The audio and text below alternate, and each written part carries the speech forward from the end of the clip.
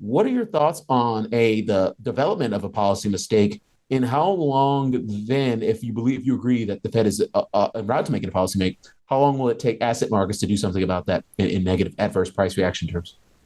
Well, I think we already saw a little bit of the markets pricing in the over easy monetary policy shift that happened in September. You saw bond yields move, interest rates fall on the short end in terms of a cut, a 50 basis point cut, and long rates rose in response to that. And I think that's indicative of the fact that that the markets were perceiving that the Fed was too aggressive. Now, how that could easily run further because when you're in an environment, interest rates today, what are they for? 440 give or take.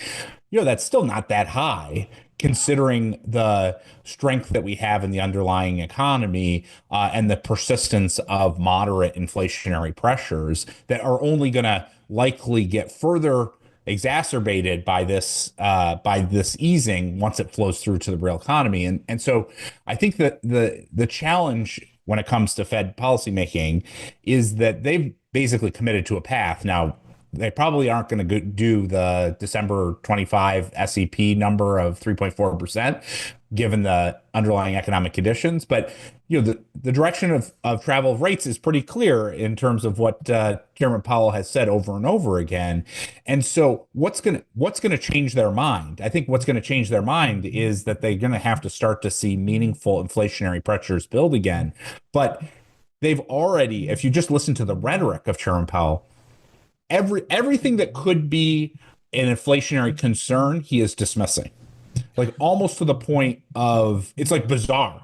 Yeah. Where 6 months ago, he'd talk about Supercore as if it was a meaningful consideration. And now, if you bring up Supercore in the presser, he's like, no, that's stupid. I want nothing to do with that.